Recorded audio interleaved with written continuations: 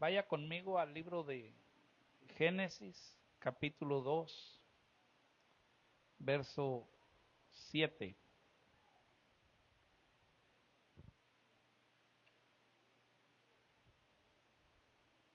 El libro de Génesis en el capítulo 2,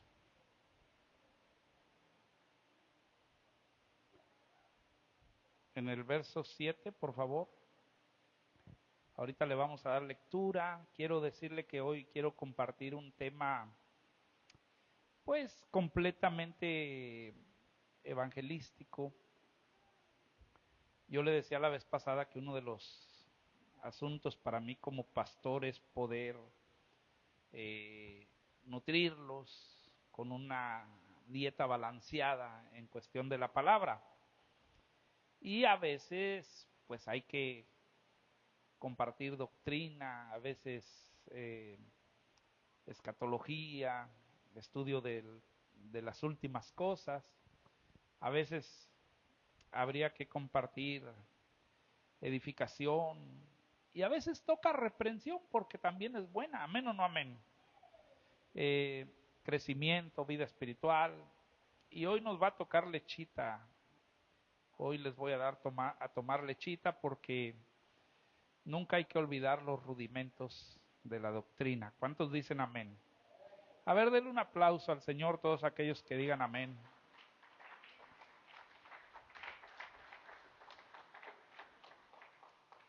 Y a su nombre. Bueno, antes de que vayamos al estudio, antes de que vayamos, quiero orar por una persona que nos solicitó que oráramos por él, que lo bendijéramos. Él está en el Caribe, en Cancún, me parece, y se llama Eliakim Barahona. Él quiere que ore por él y por su casa. ¿Y cuántos le dan un aplauso a Dios por la vida de Eliakim Barahona y su familia? Así es que déjenme orar por él. Padre, Dios, Rey del universo, en el nombre de Jesús, con esa comisión que como pastor y sacerdote tú me has dado, Señor, con esa autoridad espiritual, yo envío palabra de bendición para Eliakim y su familia, Señor. Bendigo su vida, bendigo su casa, su matrimonio, bendigo a sus 4 hijos, Señor. Te pido que tú los prosperes con todo tipo de prosperidad, Señor, que les des paz en su alma, en su espíritu, pero también que los prosperes económicamente, Señor, materialmente, que puedan ser bendecidos con una prosperidad integral, que su empresa, su negocio, ese restaurante que él tiene, Señor, en el nombre de Jesús, Señor, sea bendecido, que tú le envíes clientes, que pueda ser un lugar prosperado, pero sobre todo, Señor, sobre todas las cosas, yo te pido que tú los bendigas a ellos. Como dice en Hechos 16:31, tú y tu casa serás salvo. Bendícelos con la salvación. Bendícelos, Señor, con esa visión sin velo para que te puedan conocer, aceptar y recibir como su Señor y Salvador Jesucristo. En el nombre de Jesús los pongo en tus manos y los bendigo y todos decimos amén. Dígalo fuerte y denle un aplauso a Dios.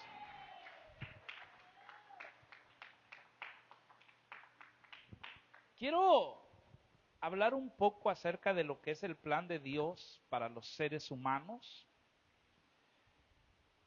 Y en Génesis 2:7 nos dice la palabra: entonces Jehová Dios formó al hombre. ¿A quién formó? Al hombre del polvo de la tierra. Y una vez que lo formó, sopló en su nariz aliento de vida y fue el hombre un ser viviente. Fíjese que estaba meditando en mi corazón y estaba viendo lo que dice la Biblia acerca de los seres humanos. Y meditaba en lo que se dice, en lo que se cree, en lo que tradicionalmente mucha gente expresa. Pero la Biblia dice que fuimos creados por Dios con sus manos, con sus manos. Es decir, somos hechura de Dios. Él nos hizo y nos formó. Diga usted, formó. Esa palabra formar es una palabra que tiene que ver así como el alfarero que moldea con sus manos, como aquel que da forma. ¿Cuántos dicen amén? Y en la Biblia solamente hay dos creaciones o dos creaciones, dos estirpes que fueron formadas de esa manera.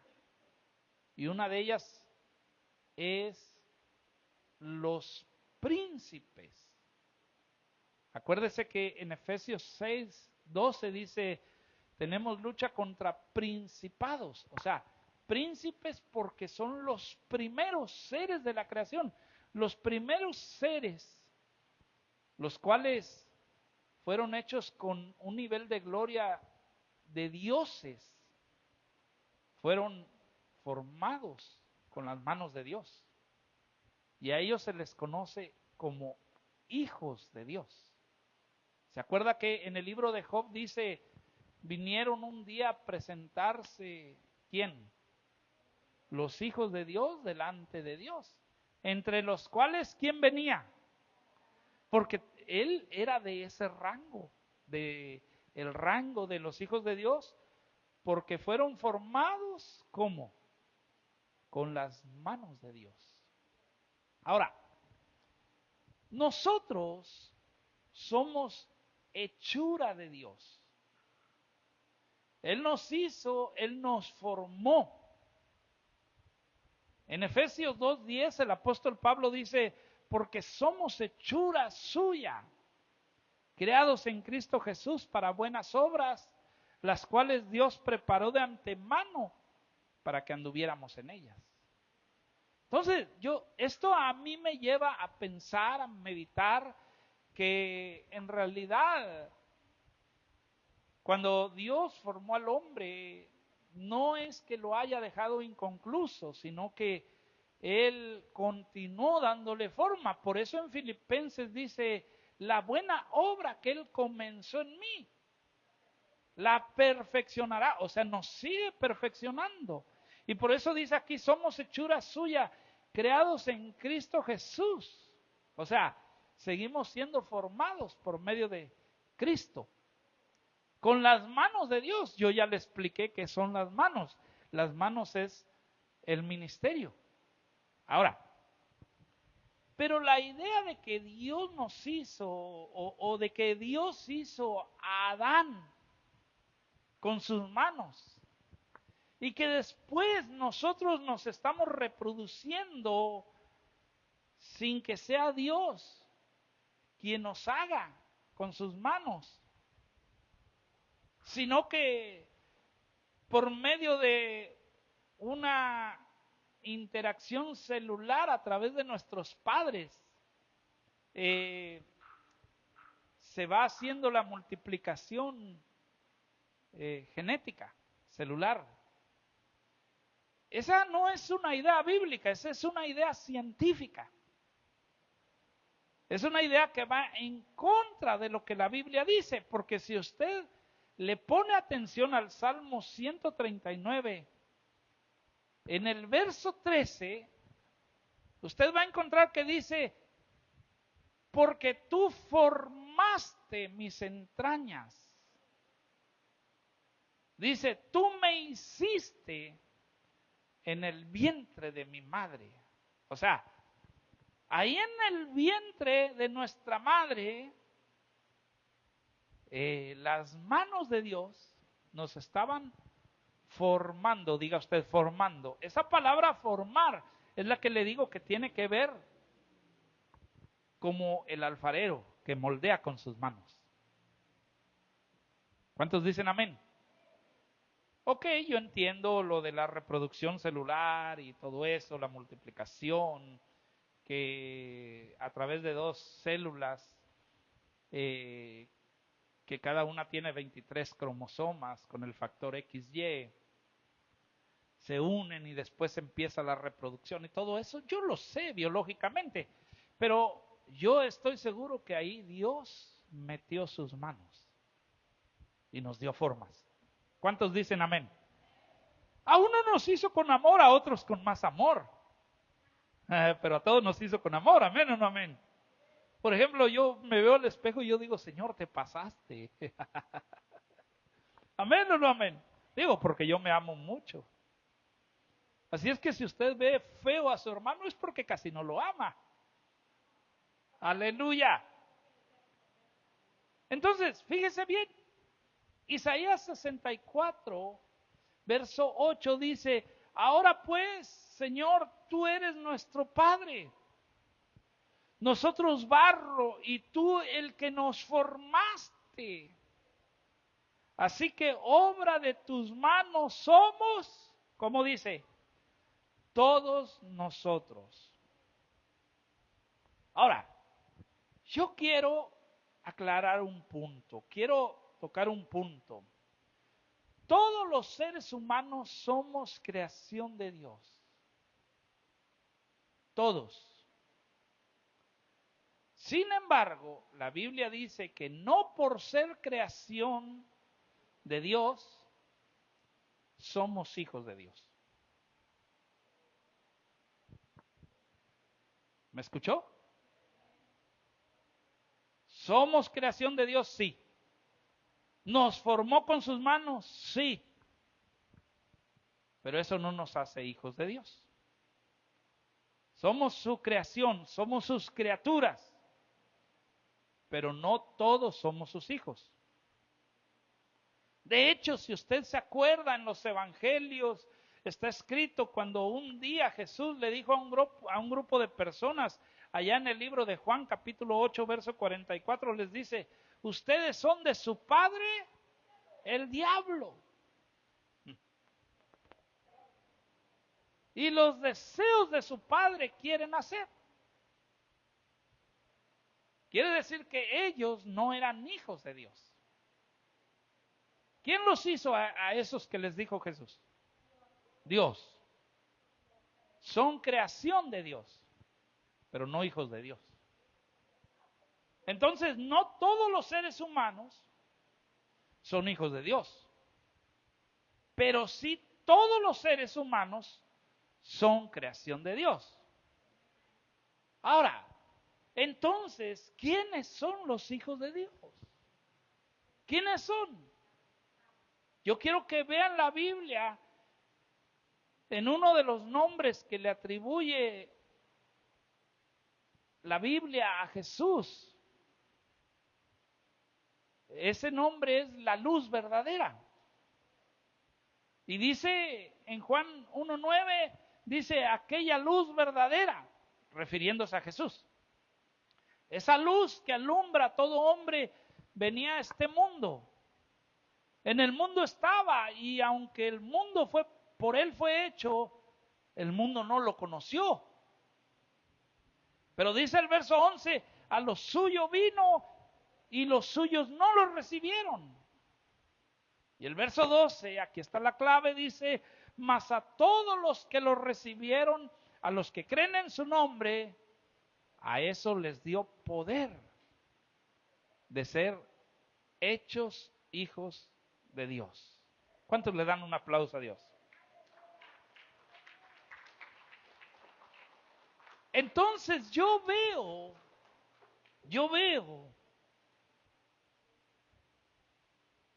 que ser hijo de Dios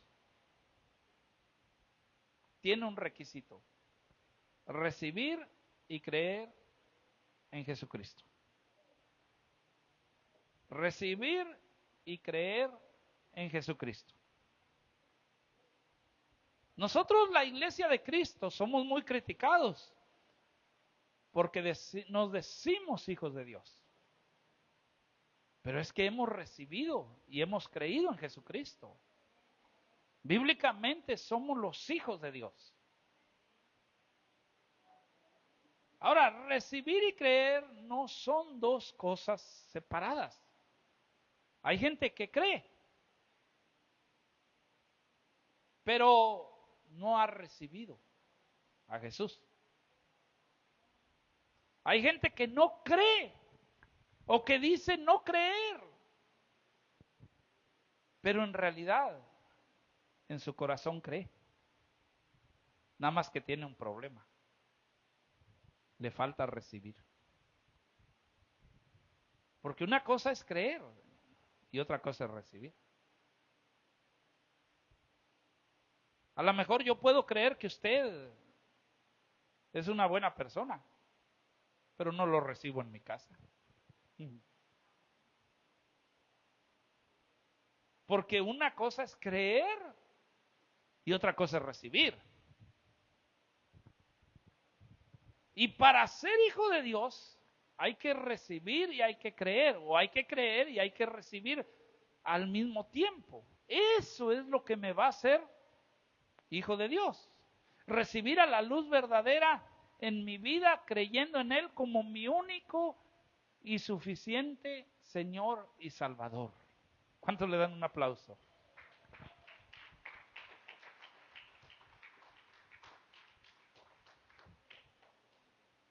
Yo quiero dejar asentado que bíblicamente no todos somos hijos de Dios, como se enseña o se dice comúnmente en nuestra cultura. Hay gente que dice, es que todos somos hijos de Dios. No. La Biblia no dice eso. Todos somos creación de Dios, pero hijos de Dios solamente los que lo han recibido y los que creyeron en Él. Entonces yo quiero mostrar lo que Dios piensa de nosotros. La Biblia lo enseña claramente. Dice en Romanos 3:10, como está escrito, no hay justo, no hay uno solo. No hay uno solo que entienda, no hay uno solo que busque a Dios. Todos, y refiriéndose a toda la humanidad, se desviaron. Al mismo tiempo todos se hicieron inútiles. No hay quien haga lo bueno, ni siquiera uno. Entonces, Dios establece que nosotros como humanidad, todos somos pecadores. Todos. No hay un solo ser humano en la tierra que pueda decir que no es pecador. Incluso el Santo Papa. Aleluya. Todos somos pecadores. En toda la historia de la humanidad, desde que el primer hombre fue creado, y nos referimos a Adán, hasta hoy, no hay ningún hombre que se pueda decir que no tenga pecado. Obvio, aquí no estoy incluyendo a Jesucristo.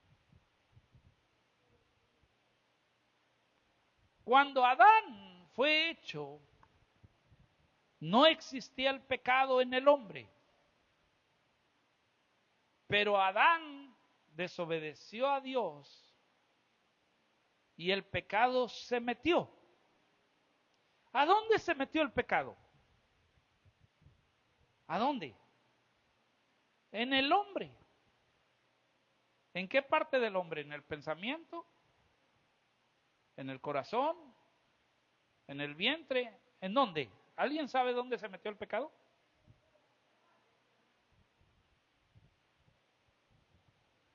Le voy a decir en dónde. Se metió en el ADN, en nuestras células. Ahí viene. Viene codificado en nuestro ADN. Ese ADN no fue hecho así. Pero se metió el pecado. Por eso el cuerpo del hombre antes de la caída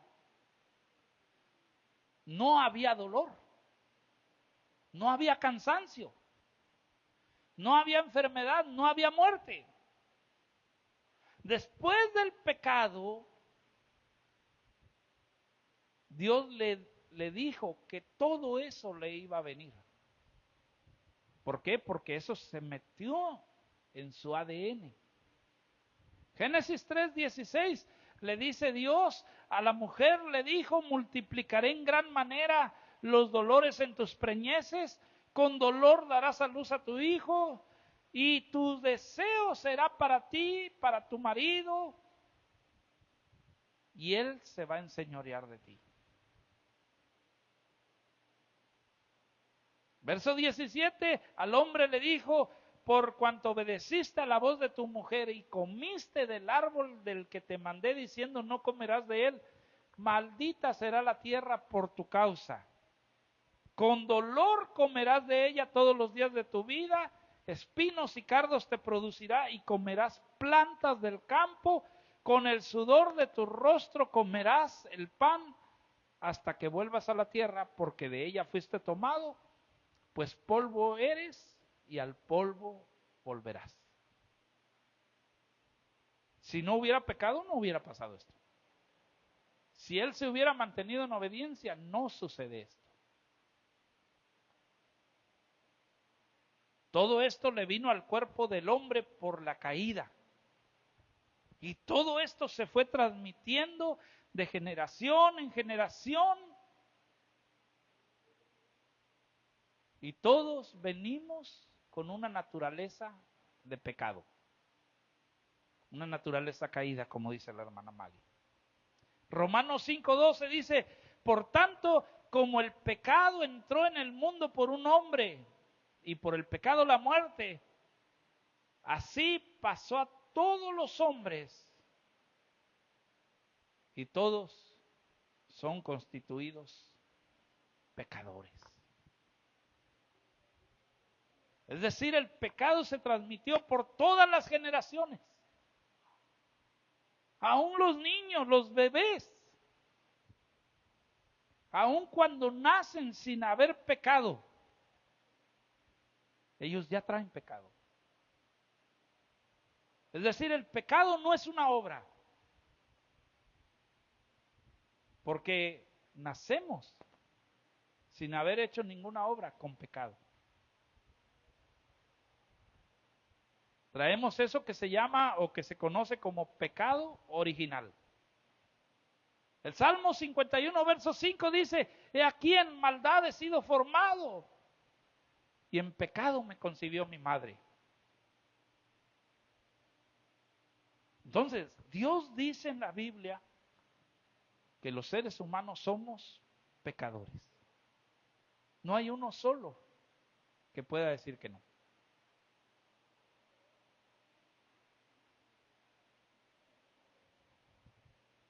Y le tengo una noticia más fea. Está establecido en la Biblia que la paga del pecado es la muerte. Pero cuando dice la muerte, no se está refiriendo a la muerte física. Está hablando de la destitución de la gloria de Dios. Romanos 3:23 dice: por cuanto todos pecaron, están destituidos de la gloria de Dios. Esto quiere decir que ningún ser humano, por bueno que sea, o por bueno que crea que es, alcanza a ser merecedor de la gloria de Dios. No. No. ¿Te crees muy bueno? No. ¿Crees que mereces la gloria de Dios? No. Y cuando habla de la gloria de Dios, se refiere a la salvación de Dios, al paraíso, al Edén, a la eternidad, al reino. Y cuando dice están destituidos, está diciendo no lo puedes alcanzar. No puedes entrar al paraíso. Y todo aquel que no alcanza el paraíso de Dios, entonces la eternidad la vivirá en el infierno. Esto es una realidad bíblica. Hay sectas que enseñan que no, como los ruselitas. Ellos dicen que no hay infierno. Bueno, es que ellos son los ruselitas. Vienen de Russell. Él fue el fundador de esa doctrina. Romanos 6:23 dice, la paga del pecado es muerte, refiriéndose a la destitución de la gloria de Dios. Pero ahí mismo viene el antídoto. Dice, pero la dádiva de Dios. A ver, digan todos, pero la dádiva de Dios. La dádiva, el regalo. Dádiva significa regalo. El regalo de Dios es vida eterna en Cristo Jesús, Señor nuestro. ¿Cuántos le dan un aplauso a Él? ¡Aleluya! Y a su nombre. Yo espero en Dios que me esté viendo, y si no, lo va a ver. Eliaquín y a su esposa y a sus 4 hijos les quiero decir hoy, hay un regalo de Dios para sus vidas. ¿Amén o no amén?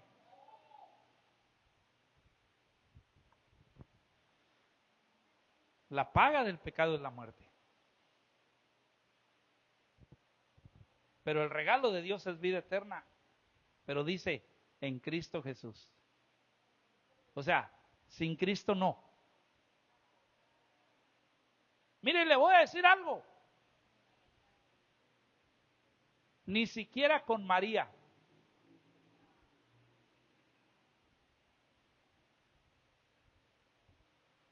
Ni siquiera con San Francisco de Asís. Ni con el Papa. Ni con Juan Pablo II, que ya lo canonizaron. Ni con ninguno. Tampoco Buda, ni Krishna. Tampoco Mahoma, ni Alá. Alá, Alá, a la víbora de la mar. Aleluya, denle un aplauso a Dios.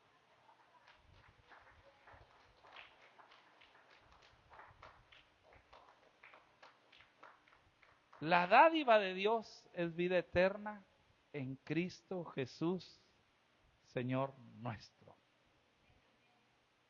Pero la paga del pecado es muerte. Muerte refiriéndose a la separación con Dios, una separación eterna. Ahorita mientras estamos vivos en este cuerpo, estamos separados de Dios. Aquel que no ha recibido a Cristo está separado de Dios. Pero es una separación temporal. Y se puede acercar.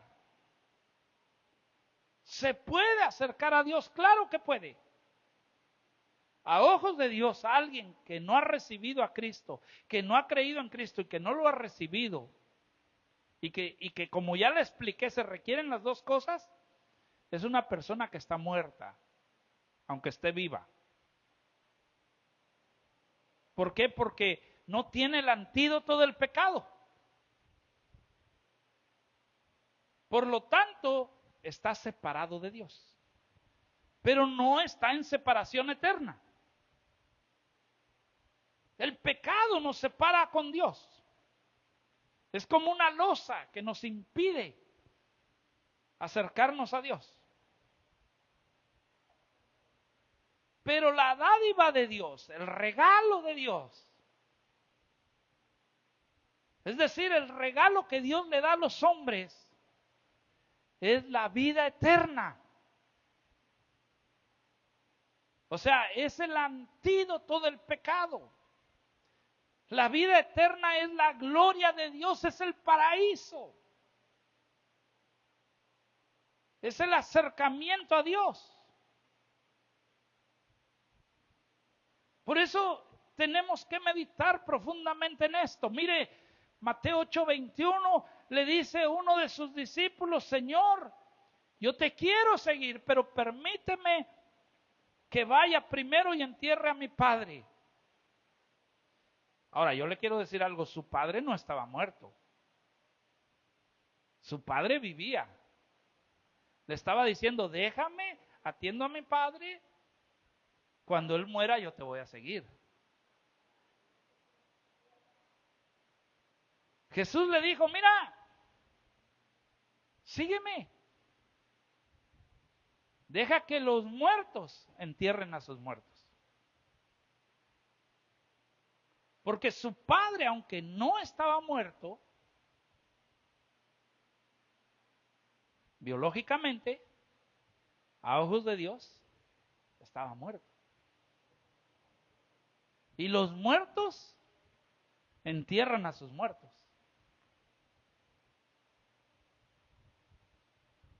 O sea, a ojos de Dios hay vivos, pero que tienen vida biológica, pero están muertos. ¿Quiénes son? Son los que no siguen a su Hijo Jesucristo. Por eso es que le dijo: deja que los muertos entierren a sus muertos y tú ven y sígueme. Es decir, tú que estás vivo, ven y sígueme. Jesús, el unigénito de Dios, es el acercamiento del hombre con Dios. ¿Quieres acercarte a Dios? Sigue a Jesucristo. Porque nadie puede tener acceso a Dios el Padre si no es a través de Jesucristo. Por eso es que la Biblia establece que para dirigirnos al Padre en oración tiene que ser forzosamente en el nombre de Jesús. Porque Él es la única manera que el hombre tiene para poder acercarse a Dios. En Juan 14:6 Jesús dijo: yo soy el camino y la verdad y la vida, y nadie viene al Padre si no es por mí. Nadie viene al Padre. Nadie significa nadie. Nadie puede venir al Padre si no es por mí, dijo Él. Y nadie incluye a todos. Dile al ángel Gabriel que te acerque al Padre y te va a estafar.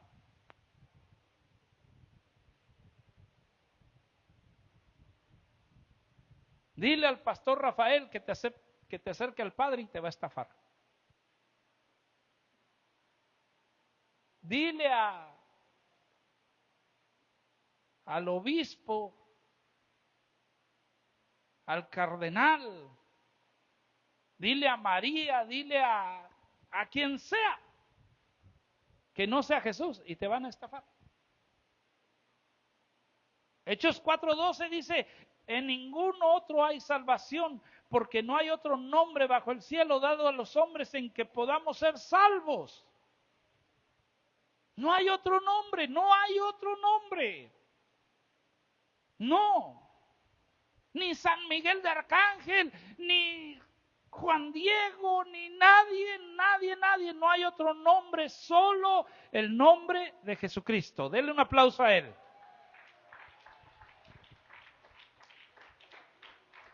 Y Romanos 10:13 dice: porque todo aquel que invocara el nombre del Señor será salvo. Todo el que lo invocara. Jesús dijo: el que a mí viene, yo no lo echo fuera. O sea, acércate a Él. No temas, no te va a rechazar. Acércate. Acércate.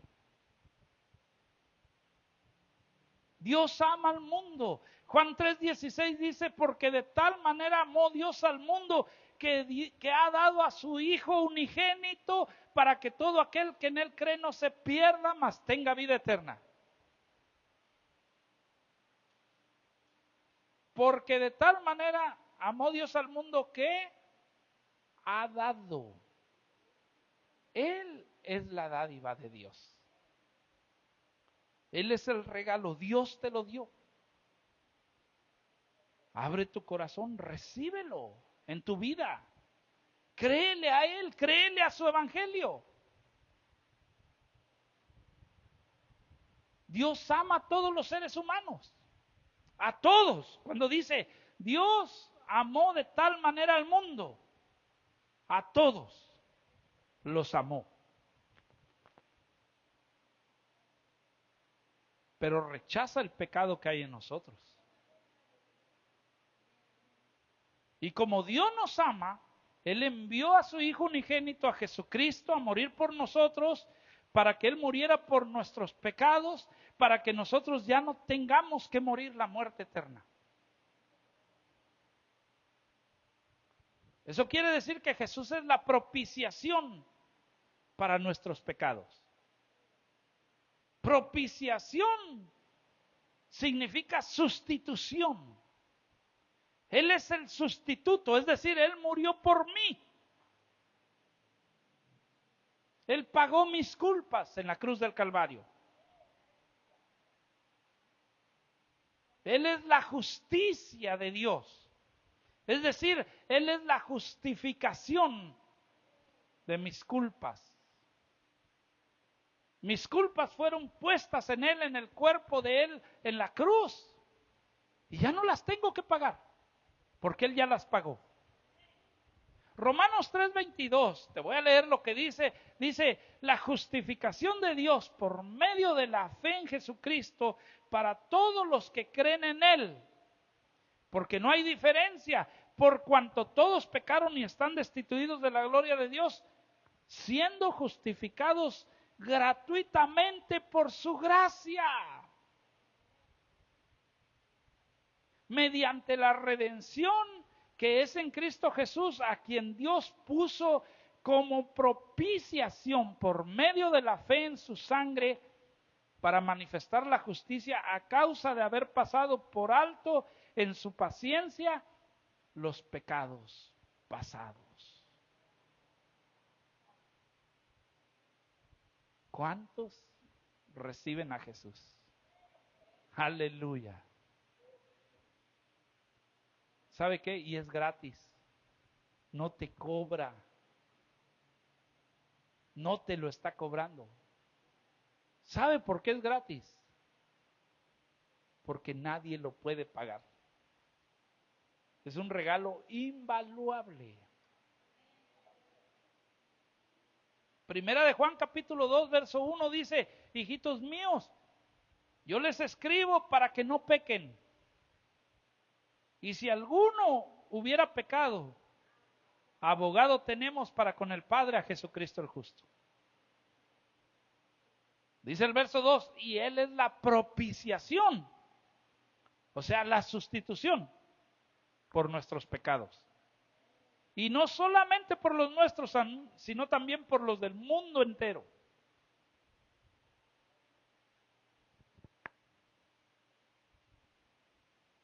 Yo amo a Dios por esto, porque yo no soy merecedor de eso. Y Él me dice, yo ya sé que no puedes. Yo ya sé que no eres suficiente para ser salvo. Yo ya sé que eres un pecador. Yo ya sé que eres un perverso. Yo ya sé que eres un malvado. Pero yo te quiero regalar mi salvación. Señor, ¿qué tengo que hacer? Cree en mí y sígueme. Recíbeme. Recíbeme. Dice primera de Juan 4:10, en esto consiste el amor. No en que nosotros hayamos amado a Dios, sino en que Él nos amó a nosotros y envió a su Hijo en propiciación por nuestros pecados. Y ahí vuelve a aparecer la palabra propiciación. ¿Alguien se acuerda qué cosa era el propiciatorio? Era la tapa del arca de la alianza. Pero ¿sí se acuerda qué pasaba ahí en esa tapa? ¿Qué había dentro del arca de la alianza? ¿Qué había? La vara, el maná y ¿qué más? Las tablas de la ley. Ahí en esas tablas, ¿qué decía? No pecarás, no matarás. O sea, acusaba a los asesinos. No robarás, acusaba a los rateros. No faltarás al culto, acusaba a los faltantes. Bueno, respetarás mis sábados, mis reposos. Acusaba a los faltantes. No tendrás dioses ajenos delante de mí, ni te harás imagen ni semejanza. Acusaba a los idólatras. No serás envidioso. No desearás el buey, el asno, la mujer de tu prójimo. Hermano, ahí había acusación para todos nosotros. Pero había una tapa de oro. O sea, ¿qué representa de oro? Valiosísima. ¿Y qué le hacían a esa tapa? ¿Qué le hacían? Venían, agarraban un borreguito, un corderito, inocente, que no se podía defender. Se le quedaba viendo hacia el sacerdote y el sacerdote venía y le cortaba el cuello. ¿Y dónde dejaba caer la sangre? En la tapa. Esa tapa, hermanos, estaba llena de sangre del cordero. Jesús es nuestro cordero. Con esa sangre de ese corderito que mataban, se tapaba todo lo que ahí decía. Ya no había acusación para el asesino, ni para el ratero, ni para el adúltero, ni para el envidioso. Aleluya.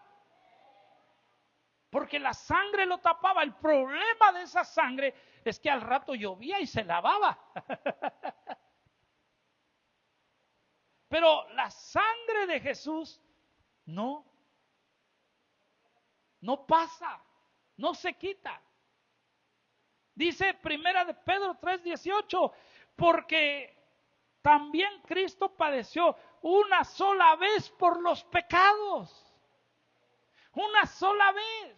El justo por los injustos, para llevarnos a Dios, siendo a la verdad muerto en la carne, pero vivificado en el Espíritu. ¿Cuántos le dan un aplauso a Dios por esto? Hermanos.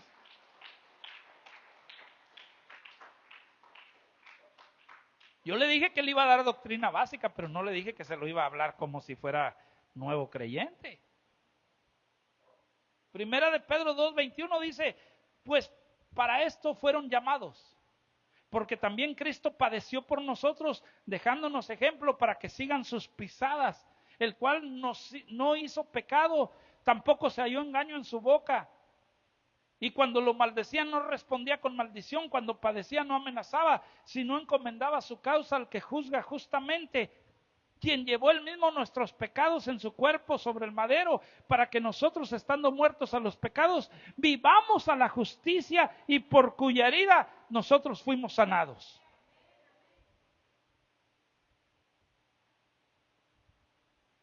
Él me salvó, Él murió por mí, Él derramó su sangre para quitar todos mis pecados.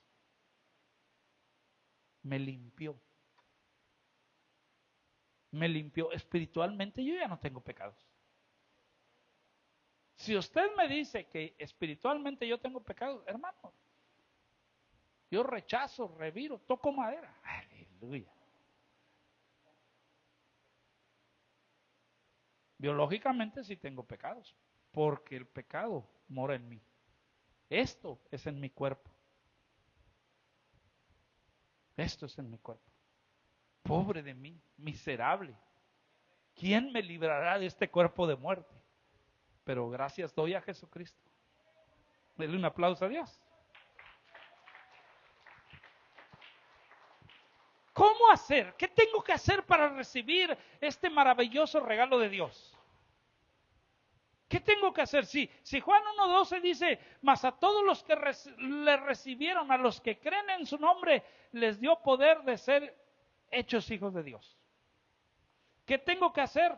Recibirlo, creer en Él.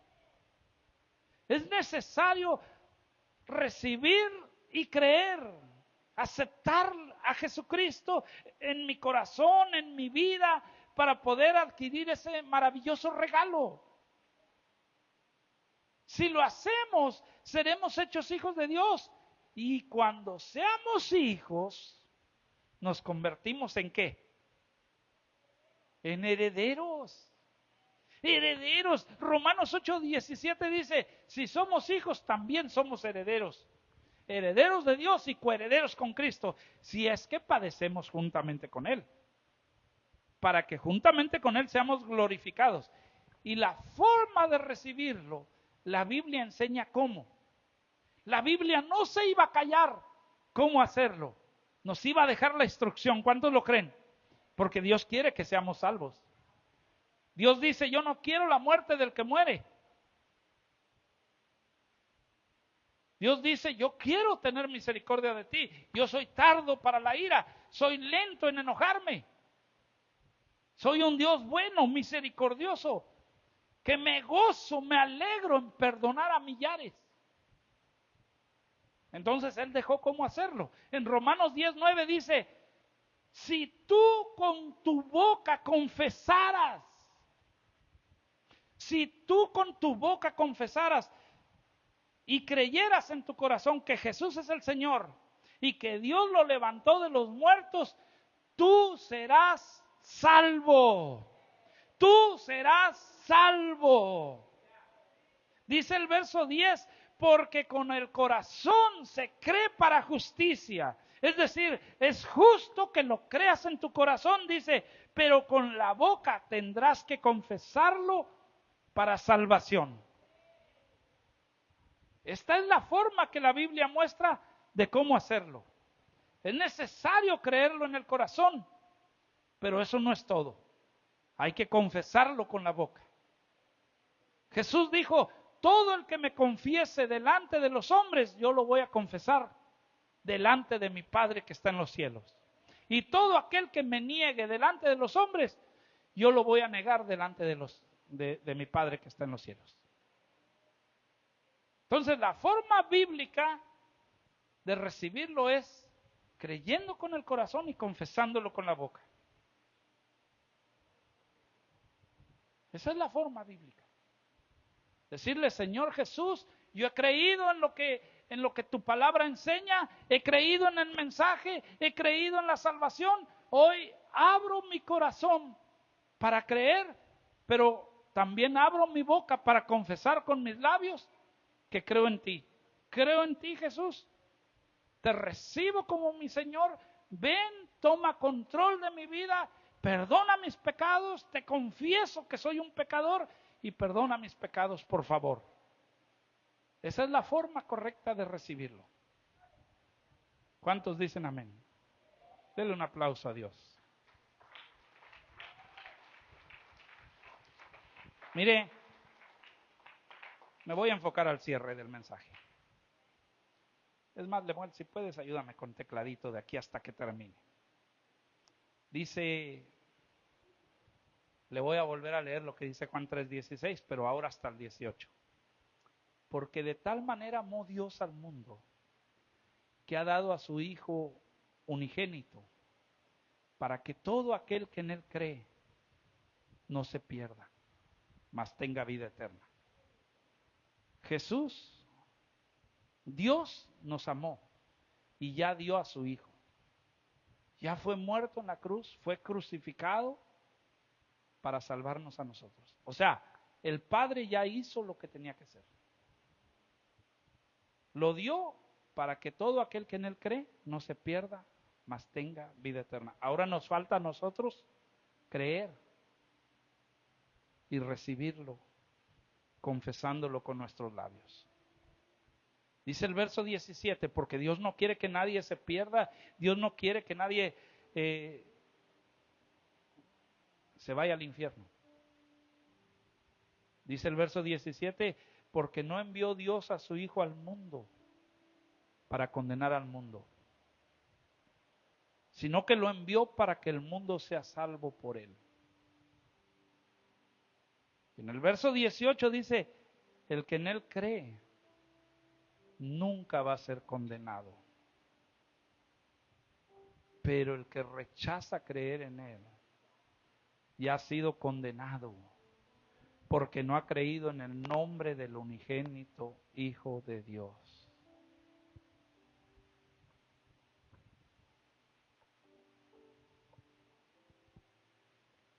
Padre, he predicado tu palabra. Le he enseñado a tu iglesia que está aquí presente, pero también le he hablado a los que están atrás de esta cámara, donde estoy transmitiendo este video en vivo, pero también para los que lo van a ver fuera de línea, Señor.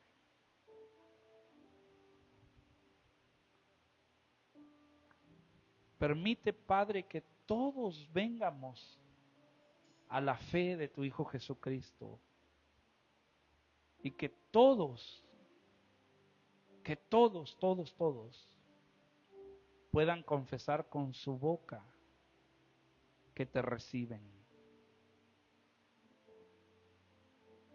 Y que a partir de ahora, Señor, intenten vivir una vida nueva. Porque todo aquel que haga eso, Señor, que yo enseñé, a partir de hoy deja de estar muerto para estar vivo. E inicia una nueva vida como una nueva creación. Por eso te pido, Señor,